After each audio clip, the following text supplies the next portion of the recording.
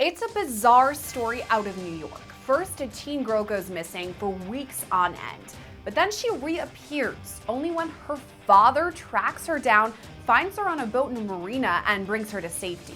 Now, her alleged captor has been arrested and charged in connection to the case, but there's still so many unanswered questions. Today's case brings us to Suffolk County, New York, Long Island, where 14-year-old Emma Gervasi lived with her family.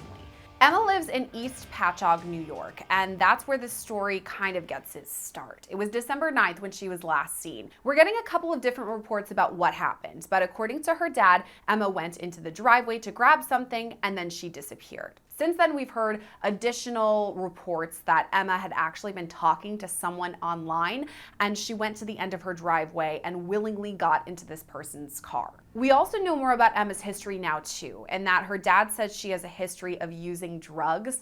And actually at the time she disappeared, she was wearing one of those GPS ankle bracelet monitors to show where her location is. So right away when I hear that info, I'm thinking, okay, great, we can just use that to track her down. But according to her father, the people or person who took her removed the ankle bracelet, so we weren't able to use that in any sort of tracking purposes. Emma Ray's dad plays a huge role in this case completely. His name is Frank Gervasi, and a lot of what we know about the case comes from his social media posts, which we will get to in a minute. But first, I have to talk about the day that she went missing, because Frank says he was frantic, as any parent would be. He's driving around, he's looking at the usual spots. Where could Emma Ray be? And the first time we get any indication of a place she could be is in Bohemia, New York. That's not too far from where she was last seen. And surveillance video captures her knocking on doors to a motel. So that's great news. We know where Emma Ray is, but by the time anyone gets to this motel, Emma Ray is gone. And honestly, it's silent for multiple weeks after that. We go through Christmas, we go through New Year's, and still no sign of where Emma Ray could be.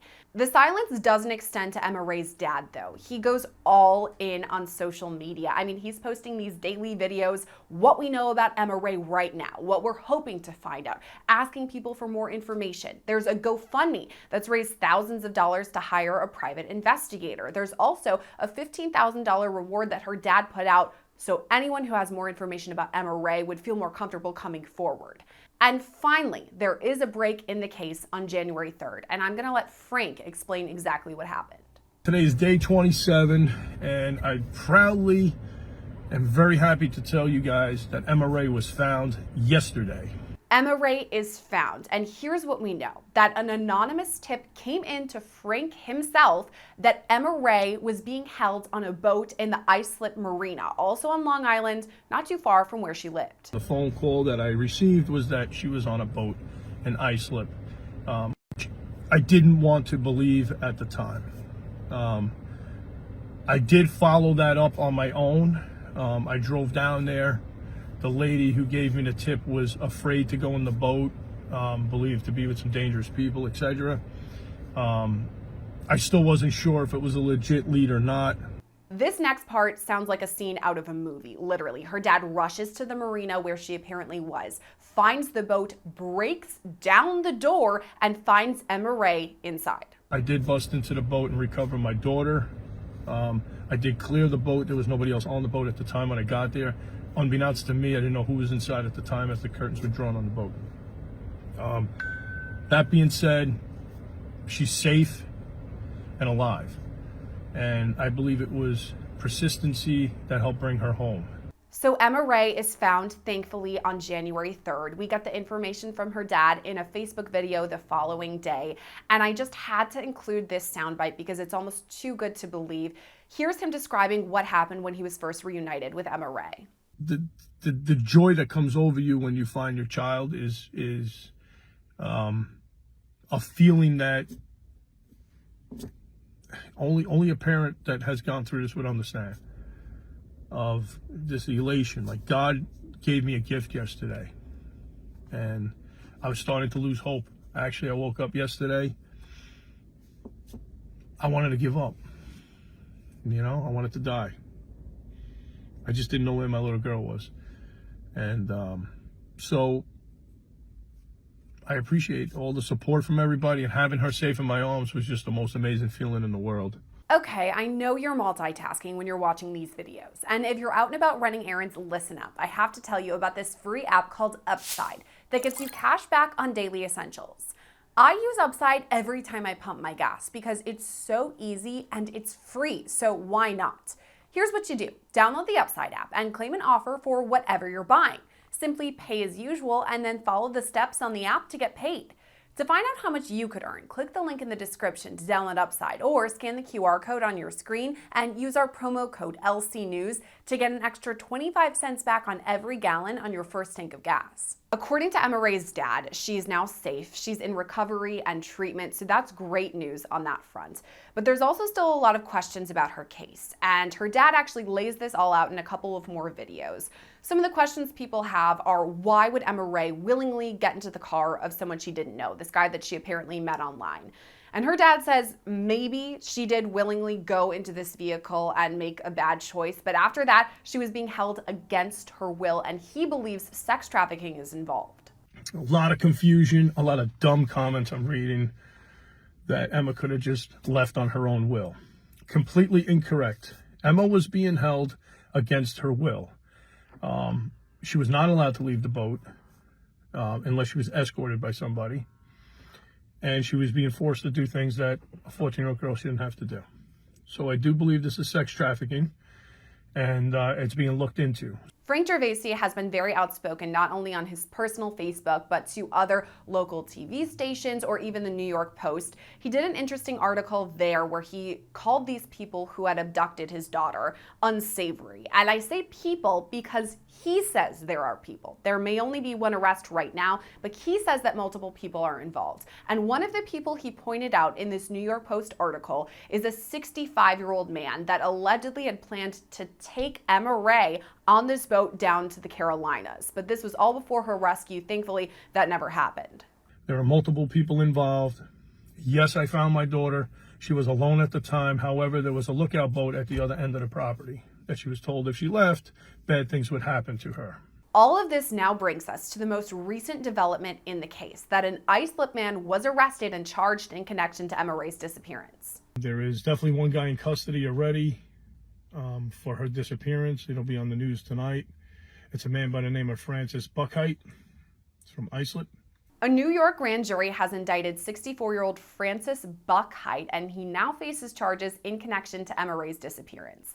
There's still a lot of questions. We don't know a lot of the details, but we do know he maintains his innocence and has pleaded not guilty to the charges. One other tidbit we do know is that he was living in the marina, staying on a boat near where Emma Ray was rescued, and that boat has since been impounded by police. Well, this story, if one thing can be said about it, is that it's been a wild ride so far, and we want to talk a bit more about it. So we're going to bring in missing persons private investigator Steve Fisher. Steve, thanks for coming on with us. And I wanted to start right from the top asking about when people go missing. Is it rare to find the person alive and safe?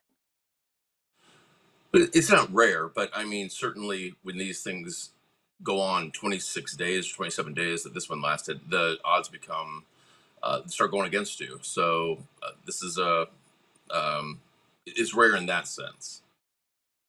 And you know, something we always talk about, we see on TV shows, I've even talked about here on interviews, is that the first 24 hours are the most important in a missing persons case. Would you say that's true? Absolutely, because during that time, that person's creating distance from you, and so the first 24, 48 hours is absolutely critical. And in this case, as you pointed out, Emma Ray was gone for weeks at a time. So obviously we're far exceeding the 24 and 48-hour mark. Does that make things more complicated because more time has passed? She could have moved locations, more people could have been involved, all things like that?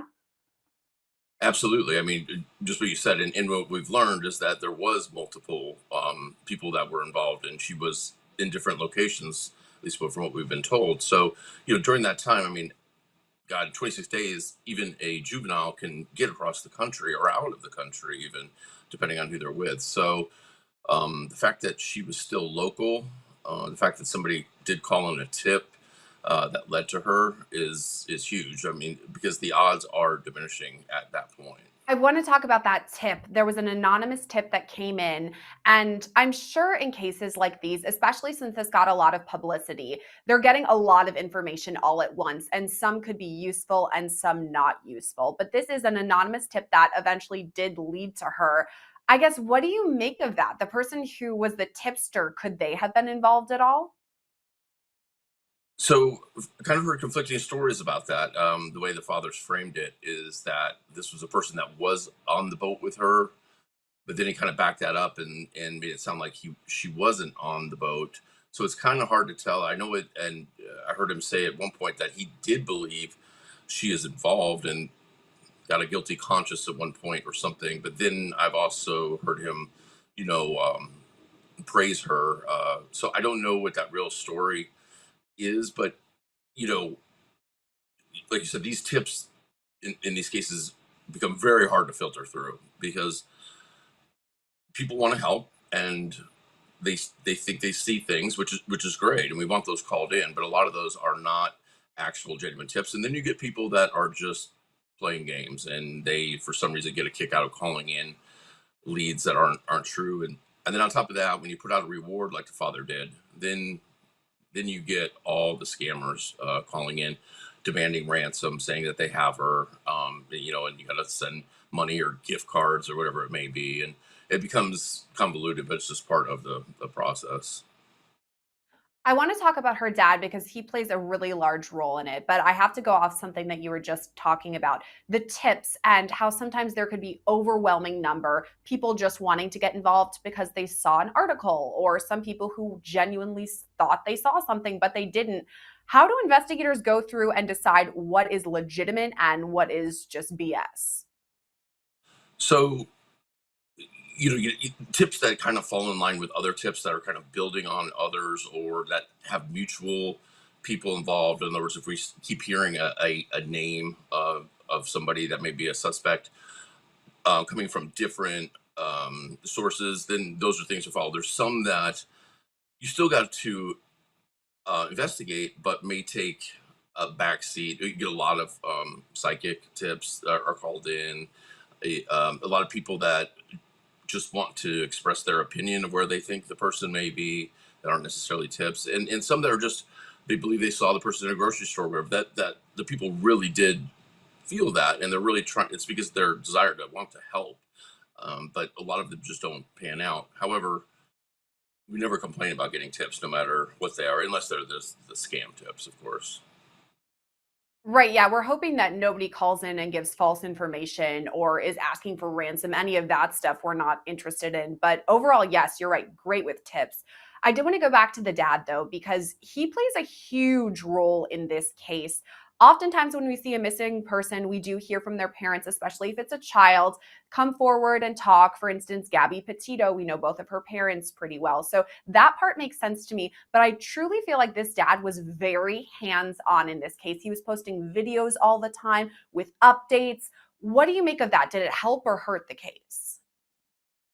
So I only do missing persons cases, and I do take a little different approach than I think some traditional detectives may, where I believe that information is the key to solving these things, getting it out there. I think that's why Amber Alerts are so effective because you're putting out the information, suspect information, and everything. You're not holding it back. So now you have all these, eyeballs and plus people on the internet that are effectively helping you investigate the case with real information. So I think that is very useful. Now, of course, there are some boundaries, of course, especially if you suspect foul play, and I'm sure that he knew what those boundaries were. So I think that was effective to do, and it is probably what led to the tip.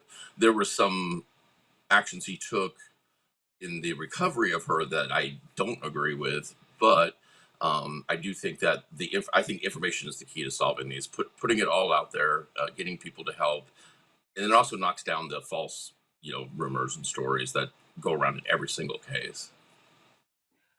You're right in that the dad gave out a lot of information. When I was researching this case, I just went on his Facebook and there are dozens of videos. Some of them are up to 7 minutes long, where he's going on and saying, here's what we know right now. Here's what we're looking for. A lot of them obviously posted prior to her being found. So he was really informing the public. And you're right, maybe that probably did lead to that tip.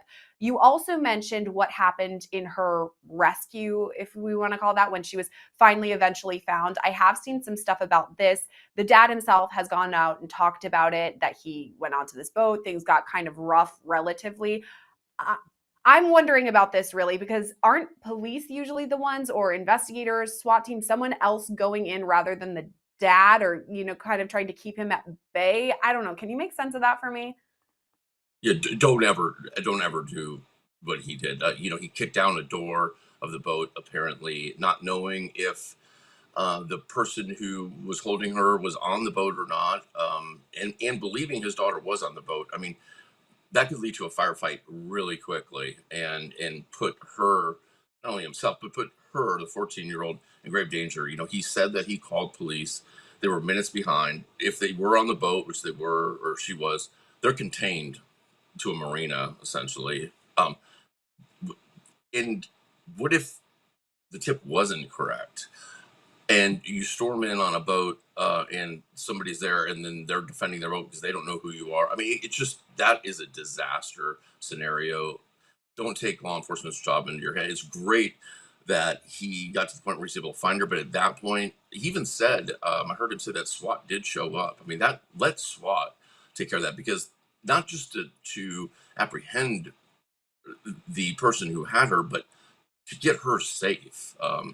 It's just, it was a powder keg, and thank God nothing happened, but it very well could have. I can see where it's a fine line, in that this dad is super frustrated. He hasn't seen his daughter in weeks, and I can't even imagine what he's going through searching for his daughter. Is she alive? Is she okay? But I do back you up with what you're saying, that probably law enforcement helping out with all of that could have been good. And at least, as you pointed out, SWAT team did arrive, they were there, and it sounds like he's kind of been in contact with law enforcement too. I wanted to Right. talk about the suspect in this case now, because we still don't know a lot. So at least one guy was taken into custody. He's eventually been indicted in all of this. We don't know that much right now, though. Why do you think that may be? I don't know. I don't know if it's part of something bigger, because what we know, what he's told, the father has said at least, is that it was this male in his 30s that picked her up at the house. So we're not talking about the 65-year-old that's been indicted, that she was found with. And he said that the guy who originally picked her up dropped her off. Where is not exactly clear. I don't know if that means at the house and she left again or not. And then she winds up at a motel knocking on doors, and somehow ends up with a 65-year-old. So I don't know if it's quiet right now because the guy who picked her up and the 65-year-old may be linked, and they're trying to build a case for those in between people, or if there's something more to the story that might be kind of a big twist. And I could see it going either way. Yeah, the timeline here is a bit murky, and there is a lot of time to deal with back and forth of where she is, what's happening. And I'm hoping, just for my interest, that eventually this would come out in court or court documents, so that we could learn a bit more about the case and maybe understand it a bit. But you pointed out, what the father said is that she seemingly, right when she first got taken, she was in her driveway outside, and it seemed like she went into the car on her own accord, like she wanted to go in there.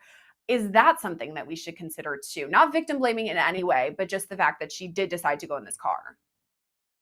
Yeah, it's not victim blaming, but there's some underlying issues there, right? And we also learned that she's wearing an ankle monitor.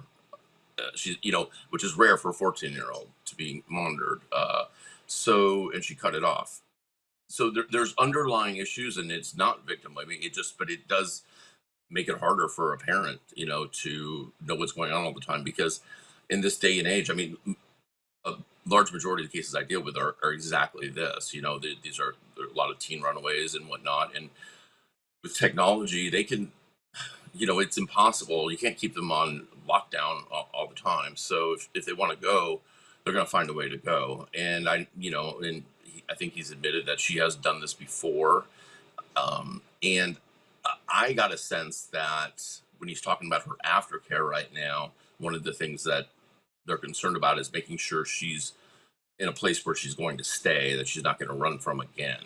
And I imagine that at this point, CPS is involved and whatnot. And hopefully that's the case. And hopefully she gets that help that she needs, from doctors and professionals, and can go on and thrive. But yeah, it's a tricky situation when they want to leave, because it's I mean, it's just tough, to get them to change that mindset to where they're content at staying at home, the family. You touched on something her dad reported, that she is in some sort of facility getting the care and treatment that she needs now. And he was very clear she's safe, she's there. But going through what you were talking about, I mean, I remember being a teenage girl and getting annoyed with my parents or my younger sister specifically. You do things and you're not really thinking, you're young. So I can understand maybe wanting to get out of the house and then things got too far. So again, just wanted to reiterate, not victim blaming in any way. We all do crazy, wild Sure. things, but this one maybe got a little out of control. Moving on, though, there's still a lot of questions, as we've talked about in this case. What do you think is next for the investigation? Well, I think, like you said, I think we'll learn a lot when that indictment's unsealed. Which I think will be soon. I would not be surprised if there's additional arrests in the case, because she did. We know, if we're to believe the father, which I don't think there's any reason not to, there's at least another male involved that picked her up originally, and there's no excuse, even if nothing happened assault wise or anything. There's just no excuse for a 14-year-old to be in the company of somebody in their 30s that's not family, or not a trusted person, especially if they're doing substances and whatnot. So there's no excuse for that. So I imagine there will be more. I imagine there's a really thorough investigation going on right now. They're probably slowly debriefing her.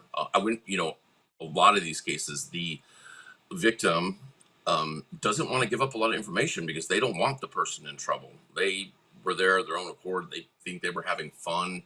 They were doing what they want to do, and they don't want the person in trouble, so they won't talk a lot of times. And I've had this ongoing case. The FBI is involved, and they have special counselors that work with the victim, and slowly debrief them to get that information. But they don't want, most of the time they don't want to give it up because they don't want the person in trouble.